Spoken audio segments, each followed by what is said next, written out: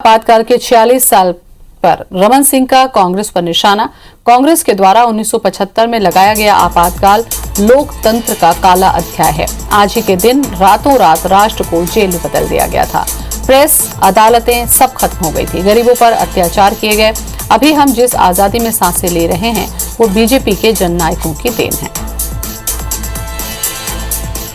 तो आपातकाल को लेकर रमन सिंह ने कांग्रेस पर निशाना साधा। उन्होंने कहा कि कांग्रेस के द्वारा 1975 में लगाया गया आपातकाल लोकतंत्र का काला अध्याय है। आज के ही दिन रातों रात राष्ट्र को जेल में बदल दिया गया था। प्रेस, अदालत सब कुछ खत्म हो गई। गरीबों पर अत्याचार किए गए। अभी हम जिस आजादी में सांसें ले रहे हैं वो बीजेपी के जननायकों की देन है।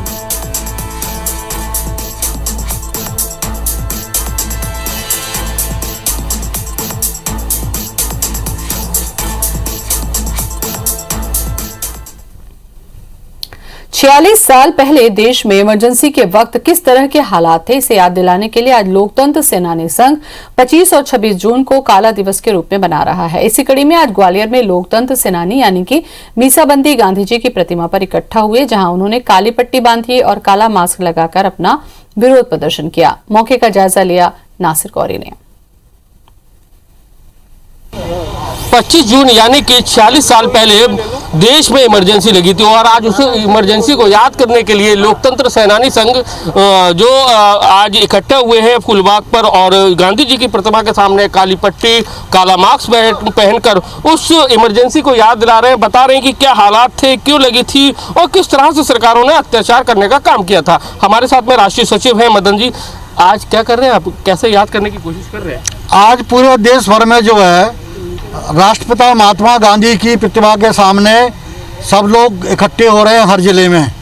आज हमने पूज्य राष्ट्रपिता महात्मा गांधी को माल्यार्पण किया और वहाँ से नारे दिए लगाए, बंगाल सरकार को भंग किया जाए और लोकतंत्र जिंदा रहना चाहिए और इमरजेंसी में जो दमन हुआ उसकी हम निंदा करते हैं और हर नागरिक की जिम्मेदारी है कि वो अपने अधिकार और कर्तव्यों के प्रति सजग रहे।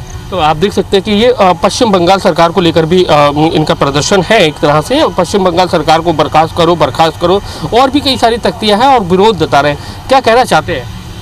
पश्चिम बंगाल सरकार में लगातार चुनाव के बाद और चुनाव से पहले हत्याएं हो रही है। पश्चिम बंगाल सरकार में जिस तरह से पश्चिम बंगाल में कार्यकर्ताओं का, खासतौर से भाजपा कार्यकर्ताओं और विरोधी कार्यकर्ताओं का उत्पीड़न हो रहा है, ये अभिव्यक्ति की स्वतंत्रता का हनन है और इस कारण हम उसका विरोध करते हैं। पश्चिम बंगाल सरकार को भंग करने की मांग कर रहे हैं। तो आप देख सकते हैं कि ये गांधी जी की प्रतिमा है, यहाँ पर ये लोग इकट्ठा हुए थे और जैसा कि लोकतंत्र सेनानी संघ के बैनर पर इकट्ठा हुए हैं। आपातकाल लोकतंत्र की हत्या का काला अध्याय था आज के दिन और उसी दिन को याद करने के लिए यानी कि 46 साल बाद याद करने के लिए ये काली पट्टी बांधकर, काला मास्क बांधकर बैठे हुए हैं। कैमरामैन लोकेंद्र पाल के साथ नासिर गौरी, IBC 24 ग्वालियर।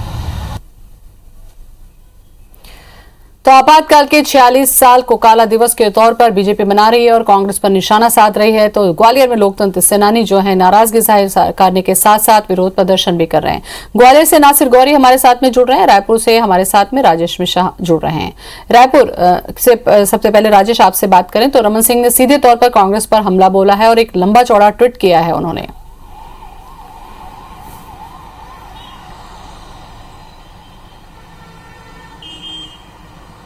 जी बिल्कुल, अगर हम बात करें तो आज आपातकाल की वर्षगांठ पर काला दिवस मनाने जा रही है भारतीय जनता पार्टी और इसके तहत जो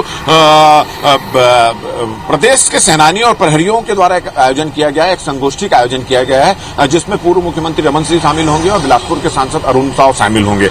इनकी उपस्थिति पे पूरा गोष्ठी का आयोजन किया गया। इसके अलावा पूरे प्रदेश भर में भारतीय जनता पार्टी के जितने वरिष्ठ नेता हैं वो सभी जगहों पर जाकर, जिलों में जाकर बैठक ले रहे हैं और इसी कार्यक्रम के तहत जो राष्ट्रीय महामंत्री जो दुष्यंत कुमार आए हैं वो महासमुंद के दौरे पर हैं। नेता प्रतिपक्ष धर्मलाल कौशिक को दुर्ग के दौरे पर है और वहां पर वो ये आपातकाल की जो वर्षगांठ है उसको लेकर वो बैठक लेंगे और आपातकाल की जो स्थिति है उसको जनता को बताने की कोशिश करेंगे। इसी मौके पर पूर्व मुख्यमंत्री रमन सिंह ने एक ट्वीट करके कांग्रेस पर निशाना साधा। उन्होंने कहा है कि कांग्रेस द्वारा 1975 में लगाया गया आपातकाल लोकतंत्र का काला अध्याय है और आज के ही दिन रातों रात बाद राष्ट्र को जेल में बदल दिया गया था। तो ये एक अभियान टाइप का भारतीय जनता पार्टी चला रही है। उसको लेकर एक गोष्ठी का भी यहाँ पर आयोजन किया गया है और भारतीय जनता पार्टी के जितने भी वरिष्ठ नेता हैं वो अलग अलग क्षेत्रों में जाकर वो प्रेस कॉन्फ्रेंस ले रहे हैं और आपातकाल की जो स्थिति है उसके बारे में लोगों को यहाँ पर बता रहे हैं। जी। नासिर भी हमारे साथ में जुड़े हुए हैं ग्वालियर से। नासिर, लोक सेनानी विरोध कर रहे हैं, कांग्रेस के प्रति नाराजगी जाहिर कर रहे हैं, क्या है प्रदर्शन का पूरा आज दिन भर रहेगा या कुछ और तरीका है इसमें?